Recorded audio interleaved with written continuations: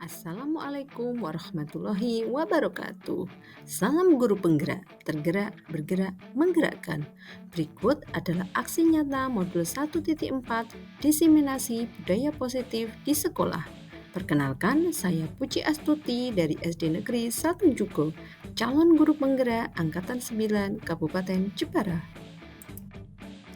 Latar belakang saya menyusun aksi nyata modul 1.4 adalah budaya positif adalah nilai-nilai, keyakinan-keyakinan, dan kebiasaan-kebiasaan yang berpihak pada murid agar murid dapat berkembang menjadi pribadi yang kritis, penuh hormat, dan bertanggung jawab.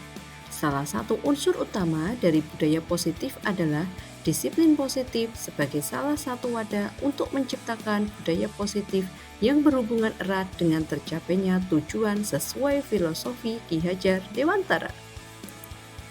Salah satu langkah untuk menimbulkan kembali disiplin positif tersebut adalah dengan membuat keyakinan kelas.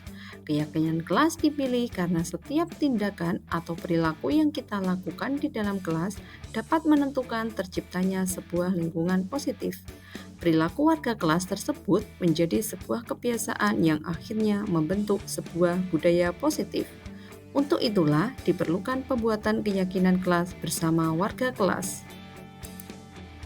Suasana positif sangat mendukung dalam menciptakan pembelajaran yang kondusif, karena dengan suasana yang positif, murid dan guru akan menemukan suatu kondisi pembelajaran yang menyenangkan, sehingga proses pembelajaran dapat berjalan tanpa adanya suatu beban, tetapi menjadi suatu kebutuhan.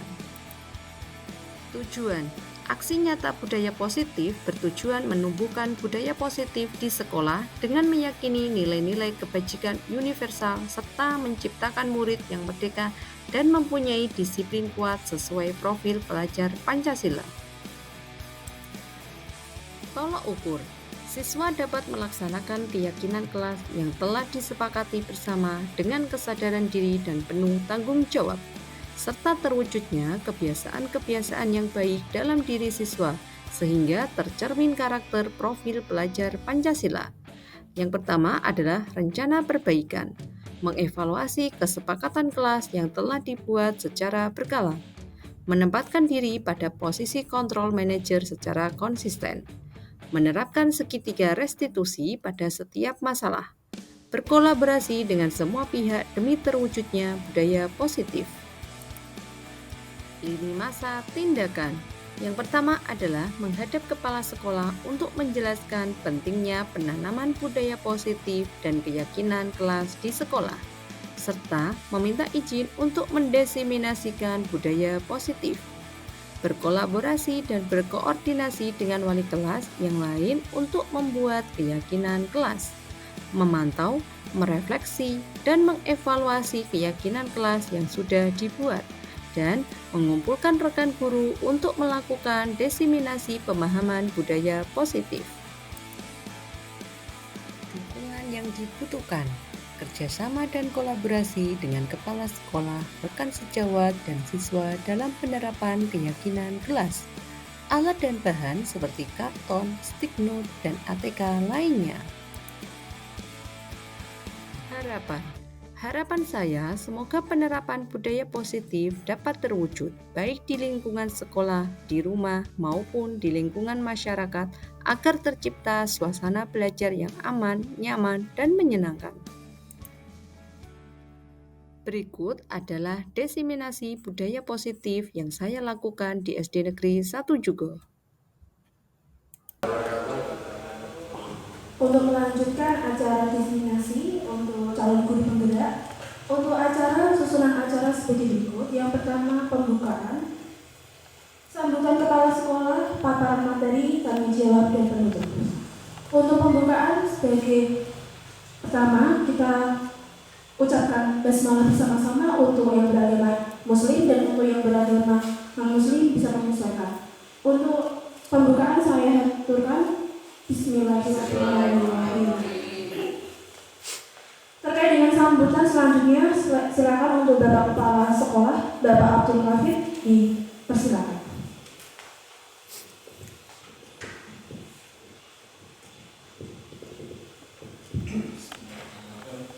Assalamualaikum warahmatullahi wabarakatuh.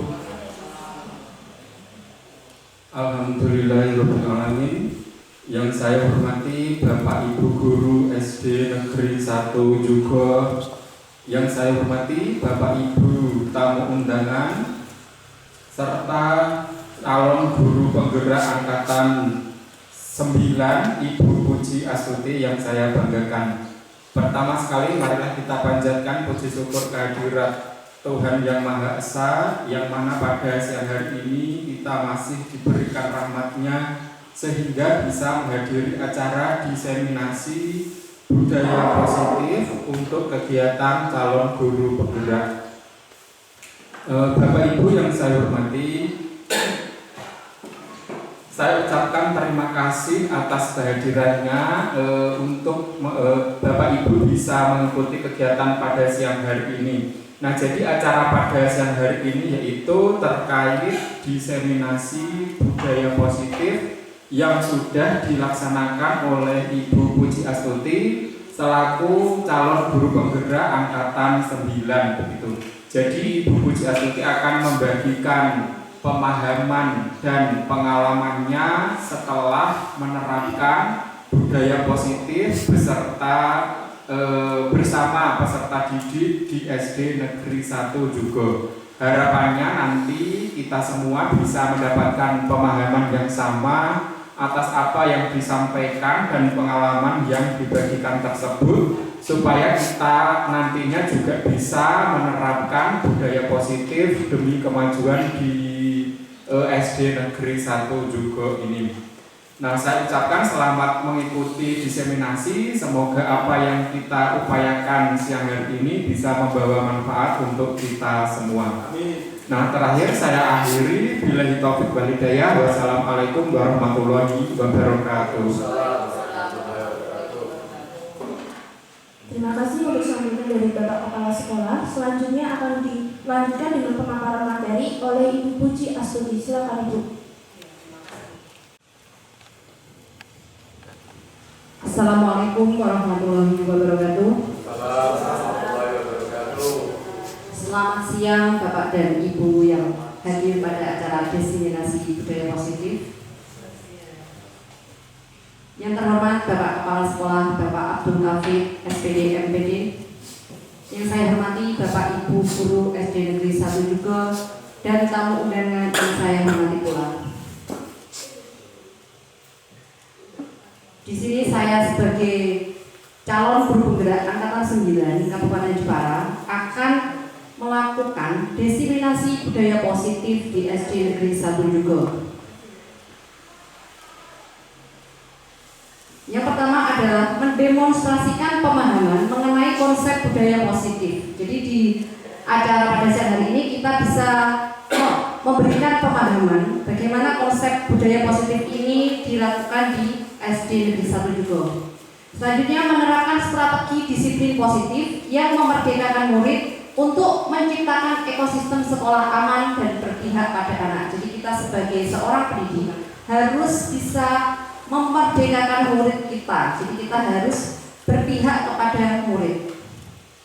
Yang selanjutnya adalah menyusun langkah-langkah dan strategi aksi nyata yang efektif dalam mewujudkan kolaborasi dengan seluruh pemangku kepentingan sekolah agar tercipta budaya positif yang dapat mengembangkan karakter murid. Jadi kita harus bisa menyusun langkah-langkah bagaimana strategi ini untuk menerapkan budaya positif di SD Negeri 1 juga ini, supaya tercipta budaya positif yang dapat mengembangkan karakter murid. Selanjutnya bersikap reflektif dan kritis terhadap budaya yang ada di sekolah dan senantiasa mengembangkan sesuai dengan kebutuhan sosial dan emosional murid kita. Nah, ini ada pertanyaan pemantik. Yang pertama ada hukuman dapat mendisiplinkan anak. Nah, di sini ada keterangan setuju dan tidak setuju. Apakah Bapak Ibu semua setuju dengan pernyataan yang pertama, hukuman dapat mendisiplinkan anak? Setuju? Setuju. Selanjutnya pertanyaan yang kedua, pemberian hukuman dengan hal positif seperti membaca atau membersihkan halaman sekolah dapat meningkatkan disiplin anak. Nah, ini Bapak Ibu semua setuju atau tidak setuju? Setuju. Nah, pertanyaan yang terakhir, memberi penghargaan dapat meningkatkan motivasi belajar anak. Nah, Bapak Ibu semua setuju atau tidak setuju dengan pertanyaan tersebut? Setuju sekali. Iya, setuju. Nah, selanjutnya ada beberapa hal, ada 6 materi yang akan saya sampaikan di sini. Yang pertama adalah disiplin positif dan nilai-nilai kebajikan universal. Materi selanjutnya adalah teori motivasi, hukuman, dan penghargaan beserta restitusi. Untuk materi yang ketiga adalah keyakinan kelas. Untuk materi yang keempat adalah kebutuhan dasar manusia. Materi yang kelima adalah 5 posisi kontrol, dan yang terakhir adalah segitiga restitusi. Berikut adalah 6 materi yang nanti saya paparkan di acara designasi ini. Yang pertama yaitu disiplin positif dan nilai kebajikan universal. Jadi di sini yang pertama kita pelajari adalah tentang disiplin positif. Apakah Bapak Ibu semua tahu apa itu disiplin positif? Sudah pernah mendengar ya kata-kata disiplin positif? Iya pernah. Jadi ini sudah kita biasakan di SD Negeri 1 juga, mulai dari masuk jam berapa kan sudah ada aturannya ya, disiplin positif. Nah, ini ada perubahan paradigma. Yang pertama ada A dan B. A dan B ini umpamakan adalah saya dan Bapak Ibu semua. Ya. Jadi yang A ini membuat sebuah keyakinan. Nah, kita membayangkan sesuatu yang sangat berharga ada dalam genggaman. Nah, ini misalnya saya memberi contoh, ini ada cincin ya. Cincin ini saya genggam kuat. Nah, yang Bapak Ibu semua akan mencoba dengan sekuat tenaga dengan berbagai cara untuk meminta dan memberikan benda tersebut. Kalau dari Bapak Sudi bagaimana cara memberikan benda tersebut? Dengan cara apa? Untuk meminta atau untuk memberikan? Ya, kalau Pak Santono dengan cara apa? Belum ada sambutan. Oh ya, Pak Sudi bertanya, untuk meminta dan memberikan benda tersebut itu caranya ada berbagai cara Bapak. Jadi Bapak bisa memilih cara tersebut. Yang pertama itu dengan membujuk, ya, atau bisa contoh yang lain itu mengancam, atau menghardik, atau merayu, atau menyuap, atau apa saja yang bisa dilakukan. Nah, dari Bapak Sudi itu cara yang mana yang Bapak pilih untuk saya bisa membuka genggaman tangan saya ini? Kalau saya dengan cara menyuap saja. Iya, dari Bapak Sudi dengan cara menyuap. Kalau dari Bapak Santono dengan cara apa? Kalau saya dengan cara merayu. Oh iya, dari Bapak Santono dengan cara merayu. Kalau dari Bapak Tri bagaimana? Menghardik, bukan ya? Dari Bapak Tri ini menghardik ya. Keras. Ya, dengan keras. Selanjutnya dari Bapak Sudarmono, bagaimana cara agar bisa membuka kepala tangan ini? Weno tau ora? Oh iya, diweno tak orang. Ya, dengan cara memaksa. Kalau dari Ibu Nino bagaimana? Kalau saya suka mengancam Bu. Dari Ibu Nino ini suka mengancam. Nah, selanjutnya dari Ibu Rima, bagaimana cara membuka kepala tangan ini? Awas ya. Merayu dan mengancam. Dari Ibu Rima merayu dan mengancam. Ya, kalau dari Ibu Neni, saya merayu saja. Ya. Dari Ibu Yani merayu. Kalau dari Ibu Kristiani bagaimana? Mengancam saja. Mengancam. Nah, dari beberapa pendapat Bapak Ibu semua, bagaimana cara agar kepala tangan ini bisa dibuka? Ada yang mengancam, tadi ada yang merayu, menghardik. Nah, berbagai macam pendapat tersebut ini tergantung siapa yang bisa memposisikan ini, yang bisa membuka tangan ini siapa? Kira-kira siapa? Diri sendiri. Nah, ya yang punya tangan ini. Jadi ada beberapa cara agar tangan ini bisa terbuka dengan cara merayu, mengancam, atau menghardik. Nah, apa yang akan terjadi selanjutnya? Nah, perubahan paradigma. Apakah Anda membuka kepalan tangan Anda? Pasti kita membuka kepalan tangan kita itu pasti ada alasannya. Kenapa kita bisa buka? Selanjutnya, apakah Anda menutup kepalan tangan Anda? Kenapa kita masih menutup? Kok belum membuka? Jadi kita pasti punya alasan tertentu. Nah, dalam kegiatan ini sesungguhnya siapa yang memegang kendali untuk membuka atau menutup kepalan tangan? Kira-kira siapa yang mempunyai kendali? Ya, diri sendiri. Nah, selanjutnya perubahan paradigma ini ada ilustrasi kontrol tadi seperti yang sudah saya paparkan di depan tentang membuka tangan dan cara ada yang merayu, menghardik tadi ya, berbagai macam pendapat. Nah, ilustrasi guru waktu mengontrol murid ini pada dasarnya kita sebagai guru itu tidak dapat memaksa murid kita untuk berbuat sesuatu jikalau murid tersebut memilih untuk tidak melakukannya. Jadi kita sebagai guru ini hanya bisa menuntun siswa kita sesuai dengan kebutuhan siswa. Jadi kita tidak boleh memaksa murid.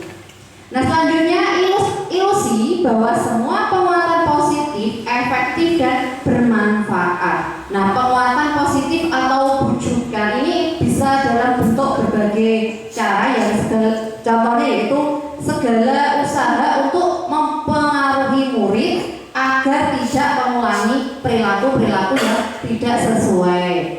Nah, dalam jangka waktu tertentu, kemungkinan murid tersebut akan menyadarinya dan mencoba untuk menolak bujukan kita, atau bisa jadi murid tersebut menjadi tergantung pada pendapat sang guru. Selanjutnya adalah ilusi bahwa kritik dan membuat orang merasa bersalah dapat menguatkan karakter. Nah, menggunakan kritik dan rasa bersalah ini untuk mengontrol murid menuju pada identitas gagal. Nah, bagaimana anak didik kita ini merasa buruk tentang diri mereka. Jadi kita ini bisa menguatkan karakter mereka ya dengan cara mendekati secara personal, memahami kebutuhan siswa kita. Nah, ini mereka nanti dapat mengembangkan dialog diri yang negatif. Selanjutnya ilusi bahwa orang dewasa memiliki hak untuk memaksa. Ini benar apa tidak? Orang dewasa ini mempunyai hak untuk memaksa. Benar apa tidak, Pak Sudi? Benar.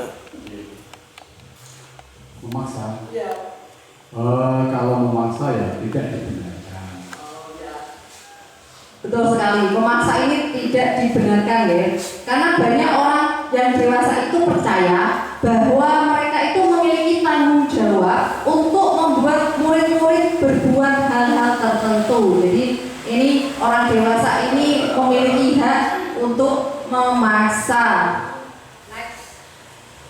Nah, siapa sesungguhnya yang memiliki kontrol? Nah, bagaimana seseorang ini merubah paradigma dari stimulus respon menjadi pendekatan sesuai dengan teori kontrol paradigma baru tadi.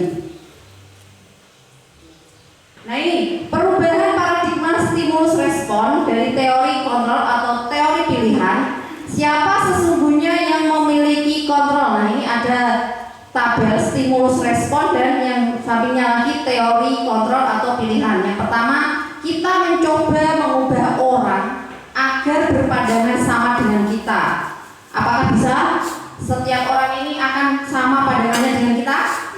Ya, tidak sama ya. Sesuai dengan teori kontrol atau pilihan, kita berusaha memahami pandangan orang lain tentang dunia. Jadi kita bisa memahami orang lain sesuai dengan kebutuhannya masing-masing. Selanjutnya adalah perilaku buruk tadi. Perilaku buruk ini dilihat sebagai suatu kesalahan. Tetapi dalam teori kontrol ini semua perilaku memiliki tujuan. Nah, orang lain bisa mengontrol saya, tetapi dalam teori kontrol hanya Anda yang bisa mengontrol diri Anda. Saya bisa mengontrol orang lain. Jadi Anda tidak bisa mengontrol orang lain. Pemaksaan ada pada saat bujukan gagal. Kalau teori kontrol, kolaborasi dan konsensus menciptakan pilihan-pilihan baru. Nah, selanjutnya model berpikir menang atau kalah. Kalau sesuai dengan teori kontrol atau pilihan, model berpikirnya itu menang-menang. Jadi kalau dengan stimulus respon dan teori kontrol ini berbeda sekali. Nah, ini ada disiplin positif dari teori kontrol Dr. William Glasser. Nah, Anda tidak bisa mengontrol orang lain, hanya Anda yang bisa mengontrol diri Anda. Nah, semua perilaku itu pasti memiliki tujuan. Nah, tujuan-tujuan ini terdapat pada teori motivasi dan juga nilai-nilai kebajikan universal dan keyakinan kelas. Nah, untuk model berpikir menang-menang, kolaborasi dan konsensus ini menciptakan pilihan-pilihan baru, yaitu ada 5 posisi kontrol. Yang pertama penghukum, pembuat rasa bersalah, teman, pemantau, dan juga manajer. Nah, kalau dalam segitiga restitusi ini ada tiga cara. Yang pertama yaitu menstabilkan identitas, yang kedua validasi kebutuhan, dan yang ketiga adalah menanyakan keyakinan. Nah, sesuai dengan kebutuhan dasar manusia ini ada 5, Bapak Ibu. Jadi kebutuhan dasar manusia ini ada 5. Yang pertama itu bertahan hidup, yang kedua penguasaan, yang ketiga kasih sayang dan rasa diterima, yang keempat kesenangan, dan yang terakhir adalah kebebasan. Ini 5 kebutuhan dasar manusia. Selanjutnya apa makna disiplin? Bapak Ibu pasti sering mendengar kata disiplin ya. Nah, disiplin ini berasal dari bahasa Latin disiplina, yang artinya adalah belajar. Makna asal kata ini berkonotasi dengan disiplin diri dari murid Sokrates dan Plato. Jadi disiplin diri ini membuat orang menggali potensinya menuju sebuah tujuan apa yang dia hargai. Nah, ini arti dari disiplin diri. Namun dalam budaya kita, makna kata disiplin telah berubah menjadi sesuatu yang dilakukan seseorang pada orang lain untuk mendapatkan kepatuhan. Kecenderungan umumnya yaitu menghubungkan kata disiplin dengan ketidaknyamanan, bukan dengan apa yang kita hargai atau pencapaian suatu tujuan mulia. Nah, ini makna kata disiplin. Jadi setiap hari ini kita bisa membiasakan disiplin diri, masuk ke sekolah juga tepat waktu. Ini sudah dibiasakan oleh peserta didik kita.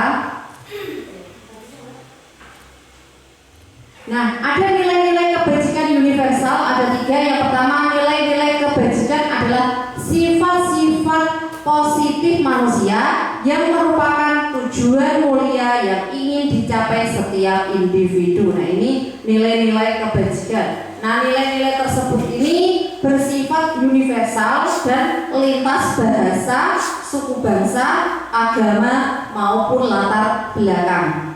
Yang kedua, setiap perilaku atau perbuatan memiliki suatu tujuan. Ini berdasarkan dari teori Dr. William Glasser pada teori kontrol pada tahun 1984. Yang ketiga, dengan mengaitkan nilai-nilai kebajikan yang diyakini seseorang, maka motivasi intrinsiknya akan terbangun, sehingga menggerakkan motivasi dari dalam dan untuk dapat mencapai tujuan mulia yang diinginkan. Nah, ini nilai-nilai kebajikan universal.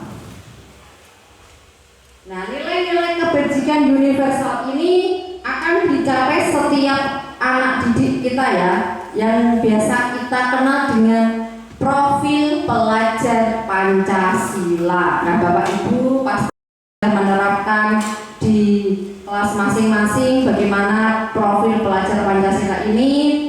Yang pertama itu kan ada beriman, bertakwa kepada Tuhan Yang Maha Esa, dan berakhlak mulia. Nah, ini sudah kita biasakan anak-anak kita setiap pagi sebelum masuk ke kelas apel bersama untuk berdoa. Selanjutnya berkebinekaan global, bergotong royong. Nah, bergotong royong ini sudah kita biasakan mulai dari kelas. Setiap di dalam kelas ada rebu piket, jadi anak-anak bisa membiasakan diri untuk bergotong royong dengan teman dalam membersihkan kelas. Selanjutnya kreatif. Kreatif ini bisa diterapkan dalam pembelajaran, misalnya membuat kreasi tentang pembuatan pot bunga atau dari bahan-bahan yang tidak berguna, misalnya sampah dari deterjen itu bisa digunakan anak-anak untuk membuat kreasi bunga. Jadi nanti bahan dasarnya itu bungkus plastik deterjen, anak-anak dengan kreatifnya bisa membuat kerajinan yang bernilai guna. Selanjutnya ada bernalar kritis. Nah, bernalar kritis ini kita mulai membiasakan dengan memberikan soal-soal yang bersifat hots, ya, ini untuk mencari atau anak ini supaya dapat berpikir kritis. Selanjutnya adalah mandiri. Mandiri ini anak-anak kita biasakan untuk mengerjakan tugas secara mandiri. Misalnya ada evaluasi pada akhir pembelajaran, anak-anak ini bisa mengerjakan sendiri tanpa bantuan orang lain.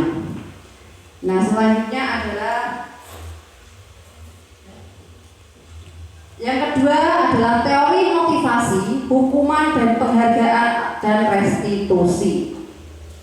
Nah, dalam teori motivasi perilaku manusia ada 3. Yang pertama itu motivasi eksternal, ini contohnya untuk menghindari ketidaknyamanan atau hukuman. Apa yang akan terjadi apabila saya tidak melakukannya? Nah, ini dari motivasi eksternal. Eksternal berarti dari luar. Selanjutnya yang kedua juga motivasi eksternal untuk mendapatkan imbalan dari orang lain atau institusi. Apa yang akan saya dapatkan apabila saya melakukannya? Ini juga motivasi eksternal dari luar. Selanjutnya motivasi internal. Nah, ini dari dalam diri kita. Untuk menghargai diri sendiri, saya akan menjadi orang yang seperti apa bila saya melakukannya. Nah, ini bisa kita refleksikan diri sendiri, ya, dalam diri kita sendiri. Bagaimana motivasi internal ini kita lakukan. Nah, ini untuk menghargai diri kita. Misalnya jika kita datang ke sekolahan terlambat, nah nanti kan apa yang akan terjadi? Nah, ini bisa kita berikan pada diri kita bahwa kita harus masuk atau datang ke sekolahan ini sebelum jam 7. Nah, ini dari Bapak Ki Hajar Dewantara, merdeka. Merdeka itu artinya tidak hanya terlepas dari perintah, akan tetapi juga cakap buat pemerintah diri sendiri. Jadi merdeka ini dari Bapak Ki Hajar Dewantara ini tidak terlepas dari perintah saja, tetapi juga cakap untuk memerintah diri kita sendiri. Nah, dihukum oleh penghargaan, bahwa penghargaan berlaku sama dengan hukuman, dalam arti meminta atau membujuk seseorang melakukan sesuatu untuk memenuhi suatu tujuan tertentu dari orang yang meminta atau membujuk. Nah, ini dari Alfikon pada tahun 1993 dijelaskan seperti itu, dihukum oleh penghargaan. Jadi penghargaan itu berlaku sama dengan hukuman. Artinya tadi meminta atau membujuk seseorang untuk melakukan sesuatu. Ini bisa juga dengan memaksa, ya Bapak Ibu. Dihukum oleh penghargaan. Nah, ini ada beberapa dampak pemberian penghargaan. Ada 8 dampak. Yang pertama, pengaruh jangka pendek dan jangka panjang. Dampak yang kedua adalah penghargaan menghukum. Dampak yang ketiga, penghargaan mengurangi ketepatan. Yang keempat, penghargaan tidak efektif. Yang kelima, penghargaan merusak hubungan. Yang keenam, penghargaan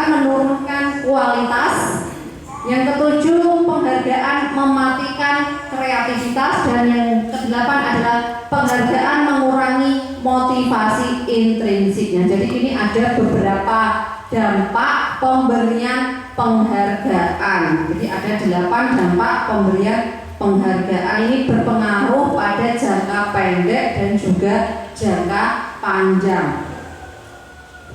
Nah, sekarang hukuman atau konsekuensi. Nah, jadi kita belajar di sini bagaimana hukuman, bagaimana konsekuensi, ini pasti ada perbedaannya. Nah, tugas ini ada tindakan guru ya. Contohnya yang pertama, mencatat 100 kali di dalam buku kalimat. Ini masih berlaku sampai sekarang nggak kerja. Biasanya kalau ada anak yang melanggar aturan, ini kamu nulis ini, kata-katanya seperti ini, kamu tulis di buku kamu sebanyak 100 kali. Misalnya kata-katanya, saya tidak akan terlambat karena saya tidak akan terlambat lagi karena terlambat ke sekolah. Nah, ini biasanya dicatat 100 kali di buku tulis. Kalau di sekolah kita tidak ada ya Bapak Ibu? Ya, tidak ada. Ini dicatat sebanyak 100 kali, ini tidak ada. Selanjutnya, lari mengelilingi lapangan basket sebanyak 2 kali karena terlambat hadir ke sekolah. Misalnya hadirnya itu jam 7:30, terus disuruh lari sebanyak 2 kali. Murid diminta untuk push up 15 kali karena tidak menggunakan masker ke sekolah. Selanjutnya, menggantikan kertas tugas teman yang telah dicoret-coret. Selanjutnya, membersihkan tumpahan air di meja tulis karena tersenggol pada saat belajar. Nah, misalnya anak-anak sedang belajar, ada yang menaruh minuman di atas meja. Nah, tanpa sengaja temannya tersebut menyenggol air tadi, jadi langsung tumpah di meja. Nah, itu temannya bisa membersihkan tumpahan airnya di meja yang tersenggol tadi. Murid disuruh untuk mengenakan sepatu seharian di sekolah karena tidak mengenakan sepatu hitam. Misalnya karena aturan di sekolahan memakai sepatu hitam, anak tersebut tidak memakai sepatu hitam, misalnya sepatunya warnanya putih. Jadi anak tersebut diberi hukuman tidak memakai sepatu seharian sampai pelajaran selesai. Lari mengelilingi lapangan basket 2 kali karena terlambat 10 menit untuk pelajaran PJOK. Nah, ini juga karena terlambat, jadi anak disuruh berlari 2 kali. Nah, tindakan guru seperti tadi, yang pertama mencatat 100 kali, ini masuknya adalah hukuman. Yang tadi lari mengelilingi basket 2 kali, ini juga masuknya hukuman. Murid diminta untuk push up selama 15 kali juga termasuk hukuman. Nah, sekarang kalau konsekuensi, yang masuk konsekuensi tadi adalah menggantikan kertas tugas teman yang telah dicoret-coret. Misalnya temannya tidak sengaja coret-coret tugasnya, jadi temannya ini mau menggantikan. Nah, ini termasuk konsekuensi. Yang masuk konsekuensi lagi tadi, membersihkan tumpahan air di meja karena tidak sengaja disenggol temannya. Konsekuensi lagi yaitu mengelilingi lapangan basket 2 kali karena terlambat hadir 10 menit. Ini masuknya konsekuensi. Nah, yang termasuk tadi hukuman tadi, anak tidak memakai sepatu hitam. Misalnya anaknya kan memakai sepatu warna putih. Nah, ini anaknya ini disuruh tidak mengenakan sepatu selama pembelajaran berlangsung. Jadi dari pagi sampai siang anak ini disuruh melepas sepatunya. Ini termasuk hukuman. Nah, perbedaan hukuman dan konsekuensi. Kalau hukuman ini sesuatu yang menyakitkan harus terjadi, benar ya Bapak Ibu? Jadi sesuatu yang menyakitkan harus terjadi itu namanya hukuman. Kalau konsekuensi, sesuatu harus terjadi. Nah, membuat anak sakit ini bisa berupa fisik, misalnya menjewer atau mencuri, masuk hukuman. Nah, kalau konsekuensi ini membuat anak merasa tidak nyaman dalam waktu yang pendek. Nah, anak dalam hukuman kalau masuk konsekuensinya ini anak menghargai disiplin. Paksaan ini juga termasuk hukuman. Kalau konsekuensinya adalah stimulus atau tanggapan. Mendorong anak menyakiti diri sendiri, maksudnya juga hukuman. Kalau konsekuensi mendorong anak agar mudah menyesuaikan dengan diri sendiri. Nah, kalau konsep diri yang buruk ini juga masuknya hukuman, sedangkan konsep diri yang baik ini masuknya adalah konsekuensi. Anak belajar untuk menyembunyikan kesalahan. Misalnya anak ini tidak mengerjakan PR tetapi dia berbohong, berarti kan sudah menyembunyikan kesalahan. Ini juga masuknya hukuman. Kalau konsekuensi, anak belajar untuk mematuhi peraturan. Marah, rasa bersalah, dipermalukan, merasa tidak dihargai. Nah, ini dari hukuman tadi. Kalau konsekuensi itu kehilangan hak, dibuat tidak nyaman, diasingkan untuk sementara waktu. Jadi jangka waktunya ini pendek. Ini untuk konsekuensi. Kalau untuk hukuman ini jangka waktunya itu panjang. Nah, ini ada identitas gagal dan ada identitas sukses. Kalau dari identitas gagal ini hukuman, contohnya sesuatu yang menyakitkan harus terjadi. Kalau dari konsekuensi, sesuatu ini harus terjadi. Sedangkan pada restitusi ini merupakan pilihan. Nah, tidak nyaman untuk murid atau anak untuk jangka waktu yang panjang, ini juga termasuk hukuman. Kalau konsekuensinya ini anak dalam jangka waktu yang pendek. Sedangkan kalau restitusi menguatkan untuk murid atau anak dalam waktu yang panjang. Korban mendapatkan keadilan. Nah, kalau konsekuensi ini korbannya ini bisa diabaikan. Restitusi, korban mendapatkan ganti. Murid atau anak akan tersakiti. Nah, ini kalau hukuman ya. Kalau konsekuensi itu anak dibuat tidak nyaman. Untuk restitusi ini anak akan mendapatkan penguatan. Jadi anak nanti bisa memperbaiki kesalahan yang sudah dibuat. Perilaku pasif agresif meningkat. Ini kalau hukuman. Kalau konsekuensinya adalah penguatan hanya bertahan dalam jangka waktu yang pendek. Untuk restitusi, masalah nanti akan terpecahkan. Misalnya anak hadir ke sekolah terlambat, nah nanti bisa diterapkan segitiga restitusi dengan cara menstabilkan identitas terlebih dahulu, ditanyakan dengan baik mengapa kamu datang terlambat ke sekolah. Jadi kita dengan bahasa yang santun menanyakan kepada anak tersebut masalahnya apa, mengapa bisa datang terlambat. Misalnya bangunnya kesiangan. Nah, terus kita gali lagi, mengapa kamu bisa bangun kesiangan?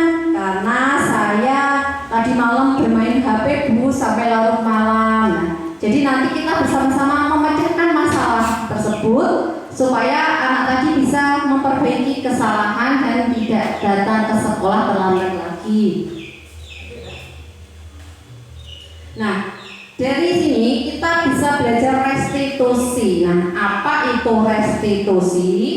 Nah, restitusi adalah proses menciptakan kondisi bagi murid untuk memperbaiki kesalahan mereka sehingga mereka bisa kembali pada kelompok mereka dengan karakter yang lebih kuat. Restitusi juga merupakan proses kolaboratif yang mengajarkan murid untuk mencari solusi untuk masalah mereka dan membantu murid berpikir tentang orang seperti apa yang mereka ingin menjadi atau ini tujuannya mulia dan bagaimana mereka harus memperlakukan orang lain. Dari Gosen tahun 2004 ini pengertian dari restitusi. Jadi dengan restitusi ini kita bisa memecahkan masalah yang dialami oleh peserta didik kita, bagaimana anak tersebut nanti bisa memperbaiki kesalahannya. Nah, ada 9 ciri restitusi. Yang pertama cirinya adalah bukan untuk menebus kesalahan, namun untuk belajar dari kesalahan. Nah, tadi misalnya saya contohkan dari yang pertama, ada anak yang datang terlambat ke sekolah. Jadi ini nanti anak bisa belajar dari kesalahan tersebut dan tidak akan mengulanginya lagi. Yang kedua, memperbaiki hubungan. Ya, hubungan antara peserta didik dan guru ini akan terjalin dan harmonis. Yang ketiga, tawaran bukan paksaan. Jadi kita dengan cara halus mendekati anak tersebut dengan pendekatan personal tanpa ada paksaan atau dengan kata lain ini menghardik ya. Terus restitusi menuntun untuk melihat ke dalam diri, ya, ke dalam diri peserta didik kita, masalah apa yang sedang dialami oleh peserta didik kita. Jadi kita bisa menggali informasi tersebut. Terus restitusi diri adalah cara yang paling baik. Ya, cara yang paling baik ini adalah restitusi diri. Restitusi fokus pada karakter, bukan tindakan. Jadi anak ini nanti bisa berubah menjadi anak yang lebih baik itu dengan cara restitusi. Nah, restitusi fokus pada solusi ya. Seperti tadi anak yang terlambat datang ke sekolah, jadi kita bisa memberikan solusi bagaimana supaya anak ini tidak terlambat lagi ke sekolah ya, dengan pendekatan tadi diulas mengapa bisa datang terlambat, alasannya apa. Yang ketiga adalah restitusi mengembalikan murid yang berbuat salah pada kelompoknya. Jadi anak yang sudah berbuat salah ini kita mau mencoba untuk memperbaikinya. Jadi anak tersebut itu bisa memperbaiki kesalahannya. Ini dengan cara segitiga restitusi. Nah, yang materi ketiga adalah keyakinan kelas. Mengapa tidak peraturan saja? Mengapa harus keyakinan kelas? Nah, keyakinan kelas ini berbeda dengan peraturan kelas. Kalau peraturan kan misalnya harus memakai seragam, itu peraturan.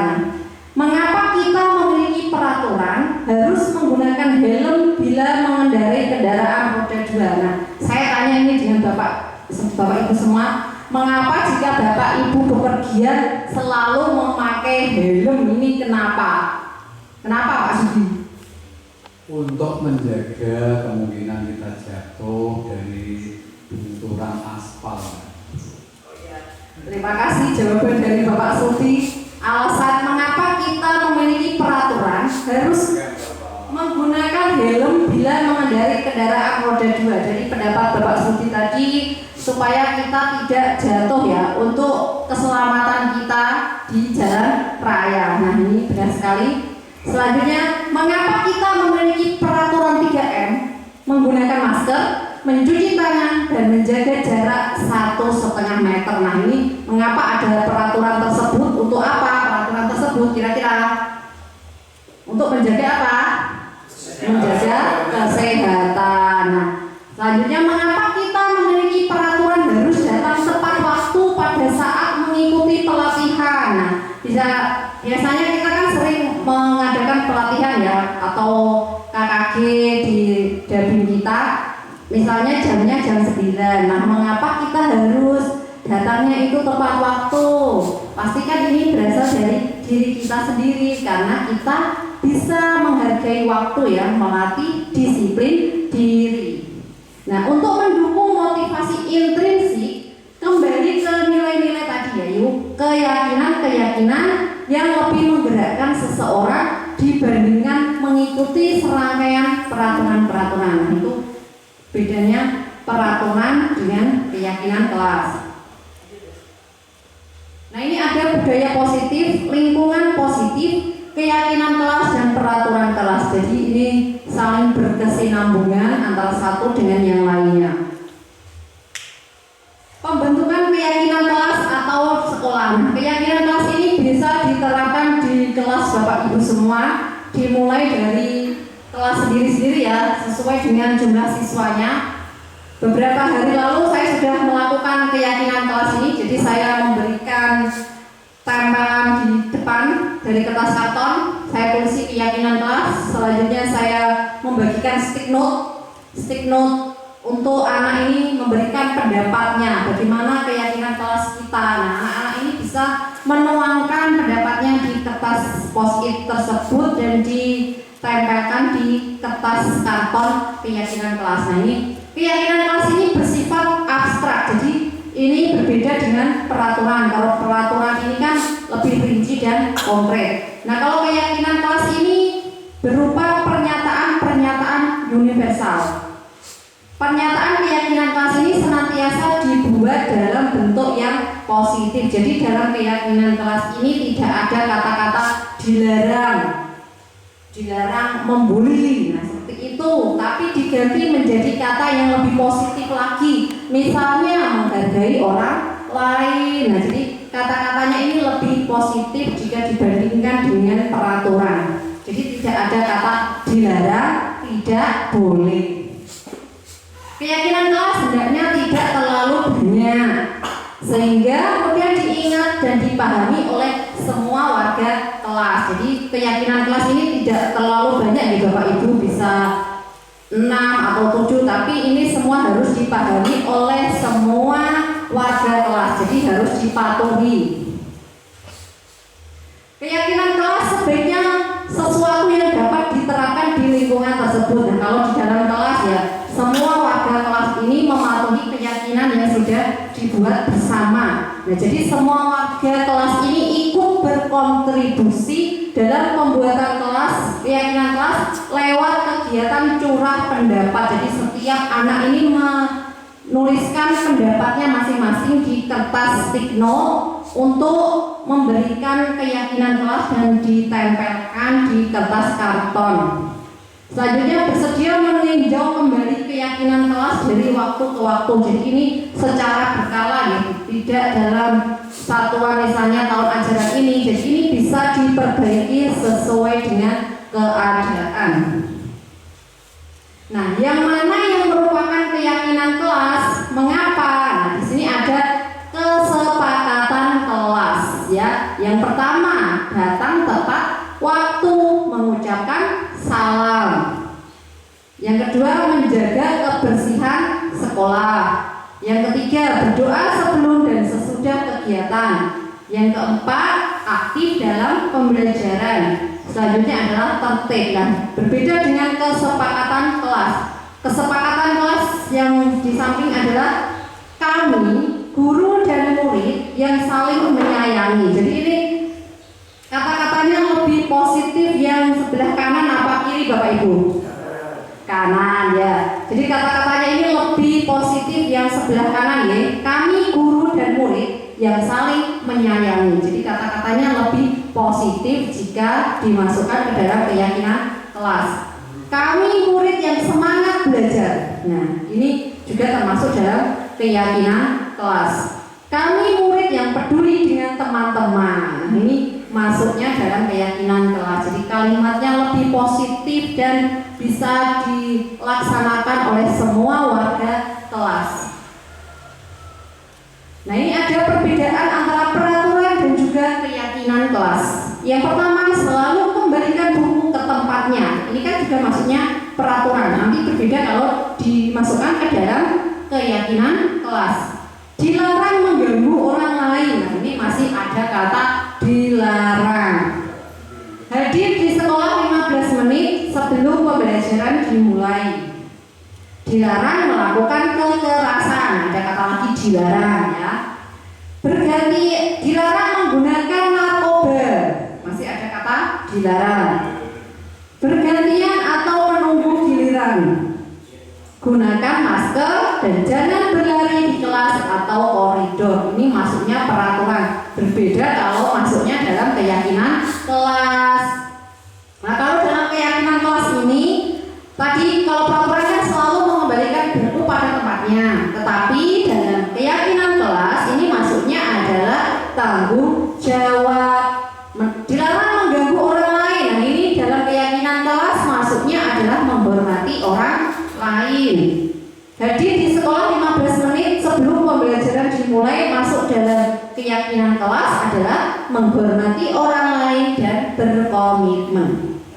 Dilarang melakukan kekerasan maksudnya adalah keselamatan dan juga menghormati orang lain.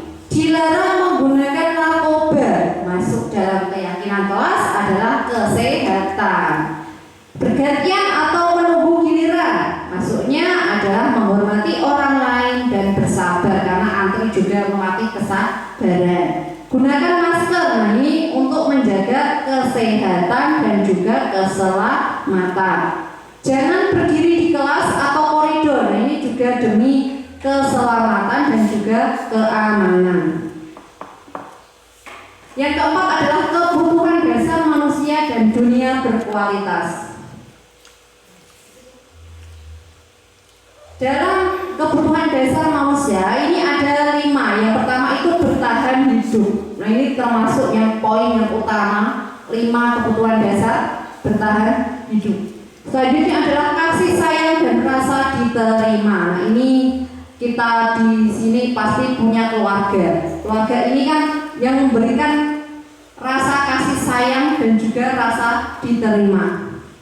Penguasaan, ada lagi kebebasan dan juga kesenangan. Nah, 5 kebutuhan dasar manusia ini harus dipenuhi supaya seimbang ya. Nah, yang pertama itu bertahan hidup. Bertahan hidup ini bersifat fisiologis ya. Jadi untuk bertahan hidup ini misalnya tadi kesehatan ya. Jadi kita harus selalu menjaga kesehatan kita. Terus kita mempunyai rumah untuk tempat tinggal dan untuk makanan ini untuk keberlangsungan hidup kita. Jadi setiap hari kita selalu menjaga kebersihan dan tetap makan makanan yang bergizi. Ini untuk apa? Untuk bertahan hidup. Ya. Selanjutnya adalah kebutuhan rasa kasih sayang dan diterima. Ya. Kebutuhan untuk disayangi dan diterima ini meliputi kebutuhan akan koneksi sosial. Seperti kita di lingkungan SD 1 juga ini kan mempunyai rasa sosial yang tinggi ya, rasa diterima antara rekannya satu dengan rekan yang lain ini kebutuhan untuk memberi dan menerima kasih sayang dan kebutuhan untuk merasa menjadi bagian dari suatu kelompok ya. Jadi seperti di SD Negeri 1 juga ini semuanya saling bersatu ya. Nah, kebutuhan ini juga meliputi keinginan untuk tetap terhubung dengan orang lain seperti teman. Jadi kita ini tidak bisa hidup sendiri, selalu membutuhkan teman untuk membantu kita ketika kita kesulitan. Pasti kita selalu butuh teman. Ada lagi keluarga. Keluarga ini yang selalu memberikan semangat buat kita, bagaimana kita bisa bekerja. Ini pasti semuanya kan demi keluarga. Pasangan hidup, nah pasangan hidup ini yang menemani kita, yang kita sudah berkomitmen dari awal dan kita bisa membangun hubungan yang harmonis. Teman kerja, binatang peliharaan dan juga kelompok di mana kita tergabung. Nah, ini termasuk kebutuhan kasih sayang dan juga rasa diterima.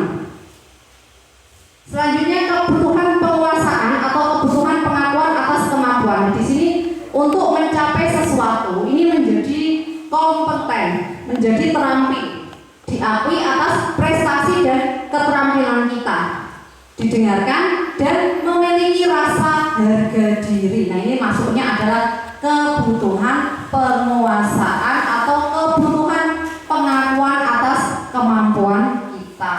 Jadi kebutuhan ini meliputi keinginan untuk dianggap berharga, bisa membuat perbedaan, bisa membuat pencapaian, kompeten, diakui dan juga dihormati. Nah, itu 3 kebutuhan dasar tadi. Selanjutnya adalah kebutuhan kebebasan. Ini kebutuhan akan pilihan kita ya, kebebasan. Kebebasan ini kebutuhan untuk mandiri, kemandirian kita, otonomi, memiliki pilihan dan mampu mengendalikan arah hidup seseorang. Itu kebutuhan kebebasan. Jadi anak-anak pun demikian, pasti memiliki kebutuhan kebebasan yang tinggi, menginginkan pilihan, mereka perlu banyak bergerak, suka mencoba-coba, tidak terpengaruh orang lain dan juga senang mencoba hal-hal yang baru. Itu maksudnya adalah kebutuhan kebebasan. Selanjutnya kebutuhan yang terakhir adalah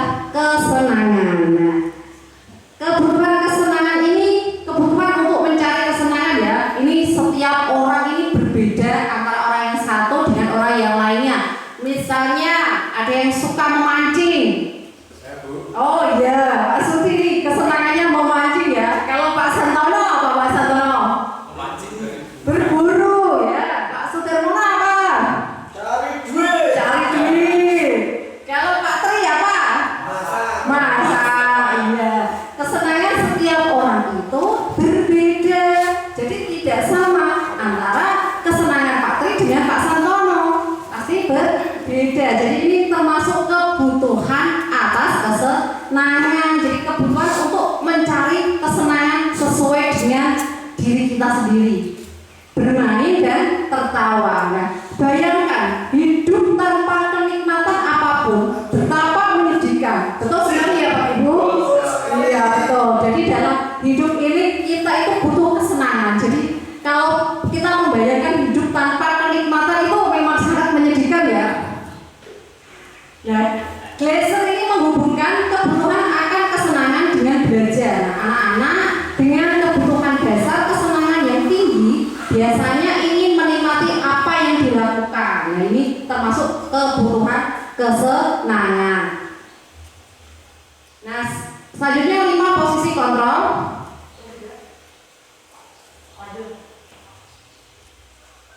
Nah, ini ada pernyataan-pernyataan. Saya kecewa sekali dengan kamu. Siapa yang mengatakan? Ini maksudnya adalah membuat orang merasa bersalah. Ada pernyataan seperti ini. Kamu tidak pernah benar melakukannya. Nah, ini maksudnya adalah sebagai penghukum. Kalau ayolah lakukan demi ibu bapak, ini maksudnya adalah sebagai teman. Apakah kamu mau mendapatkan stiker bintang hari ini? Nah, ini maksudnya adalah pemantau. Bagaimana kamu bisa menyelesaikan masalah ini? Maksudnya adalah manajer. Kalau kamu selalu yang paling terakhir, nah ini maksudnya adalah sebagai penghukum. Kita sebagai guru ini dibiasakan untuk selalu menjadi manajer ya, bukan sebagai penghukum.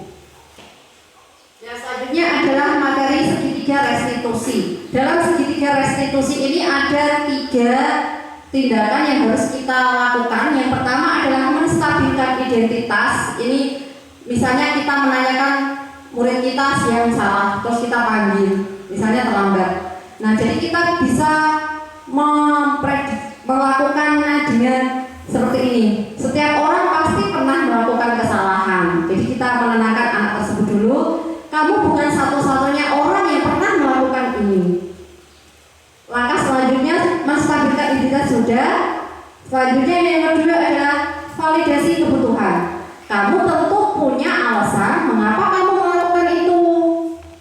Adakah cara yang lebih efektif untuk mendapatkan apa yang kamu butuhkan? Nah, ini maksudnya adalah validasi kebutuhan. Yang terakhir menanyakan keyakinan. Nilai-nilai apa yang telah kita sepakati. Jadi di dalam lingkungan kelas kita kan sudah ada keyakinan kelas. Jadi semua anak ini mematuhi keyakinan kelas. Kamu ingin menjadi orang yang seperti apa? Nah, ini untuk menanyakan keyakinan kelas kepada murid kita. Nah, untuk menstabilkan identitas tadi, berbuat salah itu hal yang manusiawi ya Bapak Ibu. Jadi kita juga pernah berbuat salah. Tapi kita kan mau berusaha untuk memperbaiki kesalahan tersebut. Validasi kebutuhan yaitu yang bisa seperti ini. Ini membantu siswa mengenali kebutuhan yang ingin dipenuhinya ya. Misalnya tadi, kamu boleh tetap berusaha menjaga sikap itu, tapi tambahkan sikap yang lain, yang baru. Apakah kamu bisa melakukan dengan lebih baik lagi besok? Nah, ini dengan validasi kebutuhan. Selanjutnya dengan menanyakan keyakinan kelas ini, guru bisa berkata seperti ini. Apa nilai yang kita percaya di kelas kita? Nilai-nilai universal apa yang telah disepakati? Kelas yang ideal itu seperti apa sih? Kamu ingin menjadi anak yang seperti apa? Nah, jadi ini termasuk menanyakan keyakinan kelas. Jadi anak ini nanti bisa memperbaiki kesalahan yang sudah dilakukan.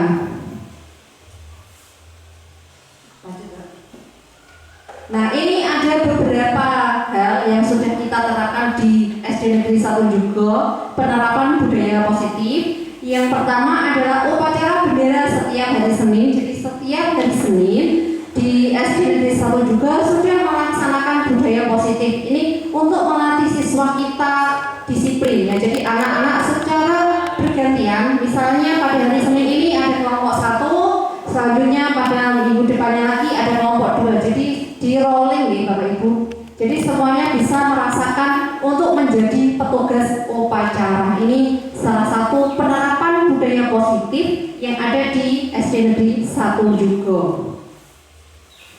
Penerapan budaya positif yang selanjutnya selanjutnya adalah pembiasaan pagi berdoa menyanyikan lagu nasional. Nah, ini sudah kita mulai sejak dulu. Setiap pagi kita membiasakan anak-anak untuk berdoa sebelum masuk ke kelas. Jadi ada beberapa siswa sesuai dengan agamanya, misalnya Islam, Kristen, Buddha, ini berkelompok, lalu anak-anak tersebut berdoa bergantian, misalnya yang Islam dulu berdoa, selanjutnya yang Kristen, dan dilanjutkan dengan yang beragama Buddha. Selain berdoa, ini anak-anak juga melatih nasionalisme, rasa nasionalisme kepada tanah air ya, dengan menyanyikan lagu nasional. Yang pertama lagu wajib Indonesia Raya, dilanjutkan dengan lagu wajib yang lain. Setiap hari lagu wajibnya ini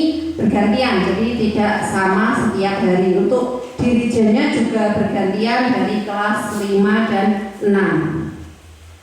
Penerapan budaya positif selanjutnya adalah Jumat Sehat. Nah, Bapak Ibu, pada hari Jumat, setiap hari Jumat ya, kita melaksanakan kegiatan senam. Senam ini untuk melatih apa?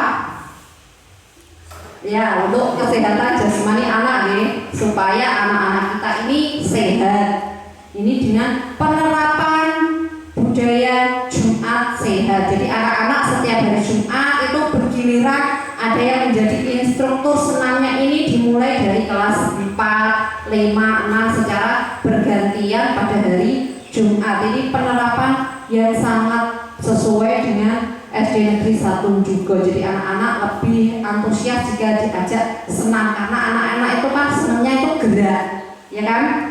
Lanjut, untuk penerapan budaya positif lainnya adalah salam kepada Bapak Ibu guru. Nah, pada waktu anak-anak sudah melaksanakan doa pada pagi hari sebelum masuk ke kelas, anak-anak dilanjutkan dengan bersalaman kepada Bapak dan Ibu guru ya. Ini melatih siswa untuk bersikap santun ya, ramah.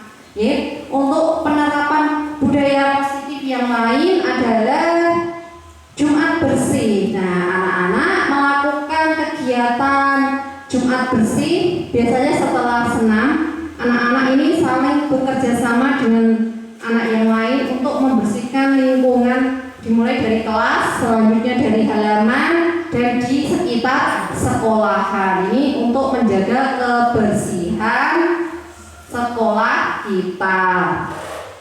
Nah, penerapan budaya positif selanjutnya adalah dengan kegiatan pramuka. Nah, pada hari Jumat ya, biasanya kita melaksanakan kegiatan pramuka ekstrakurikuler. Anak-anak dilatih untuk disiplin ya, untuk bisa melakukan kegiatan pramuka ini, karena biasanya kan ada kegiatan lomba pesta siaga, ada kemah. Jadi anak-anak ini sangat antusias untuk mengikuti kegiatan pramuka yang ada di SD Negeri 1 juga.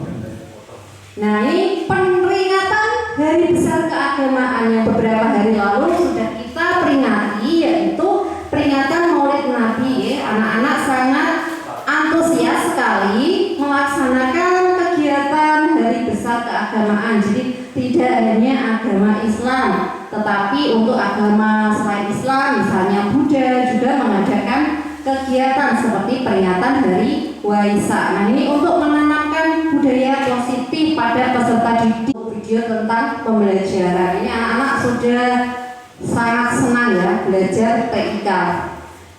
Pembelajaran ya. Penerapan budaya positif selanjutnya adalah pembuatan keyakinan kelas. Nah, ini pembuatan keyakinan kelas saya beberapa hari lalu, siswa menempelkan curah pendapatnya di kertas stick note, lalu menempelkannya di kertas karton. Jadi anak-anak sangat senang karena sesuai dengan pendapat masing-masing, terus dituangkan ke dalam kertas tersebut dan dijadikan sebagai keyakinan kelas. Penerapan budaya positif lainnya yaitu penerapan segitiga restitusi. Nah, ini untuk tadi yang pertama menstabilkan identitas, selanjutnya validasi tindakan, dan yang terakhir adalah dengan menanyakan keyakinan kelasnya ini untuk memecahkan permasalahan ya dengan segitiga restitusi. Nah, ini ada testimoni dari peserta didik. Ini saya lakukan satu, Naura ya. Saya senang dengan penerapan budaya positif di sekolah saya karena menjadikan siswa lebih disiplin dan menghargai orang lain. Nah, ini testimoni dari peserta didik saya karena saya mengajar di kelas 4, saya mengambil satu siswa saya untuk memberikan testimoni bagaimana penerapan budaya positif yang ada di sekolahan SD Negeri 1 Jugo. Nah, yang terakhir adalah refleksi. Refleksi ini budaya positif di sekolah tidak dapat diciptakan secara instan. Secara instan maksudnya secara langsung ya.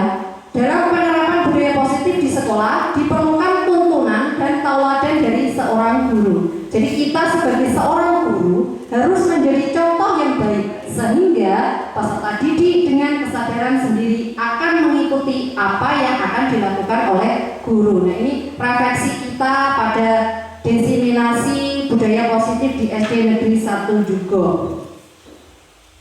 Nah, dari paparan yang tadi saya sampaikan, Bapak Ibu adakah yang ingin bertanya atau memberikan tanggapan? Oh, terima kasih.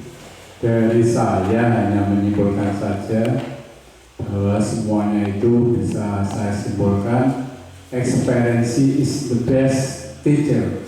Pengalaman adalah guru yang paling baik. Ya, terima kasih dari Bapak Suti sudah memberikan tanggapannya. Pengalaman adalah guru yang paling baik ya. Dari pengalaman tersebut kita bisa menularkannya kepada peserta didik kita. Jadi kita bisa memberikan contoh yang baik kepada peserta didik. Ada tanggapan lain dari Bapak Ibu semua? Oh iya, dari Bapak Tri silakan. Terima kasih, Uci. Pada prinsipnya memang benar sekali apa yang disampaikan Pak Siti, dan yang penting adalah kita menciptakan budaya positif di lingkungan sekolah kita dan lingkungan kelas terkecilnya, dan kita mengkomunikasikan dengan peserta didik apa yang menjadi kebutuhan mereka, artinya terwujudlah sebuah keyakinan kelas yang mana itu akan membuat keteraturan dan semangat di kelas, dan kondisivitas di kelas juga akan semakin baik. Terima kasih. Terima kasih tanggapan dari Bapak Tri bahwa dengan penerapan budaya positif ini menjadikan kita lebih disiplin lagi ya. Ada lagi tanggapan dari Bapak Ibu yang lain? Ya, cukup.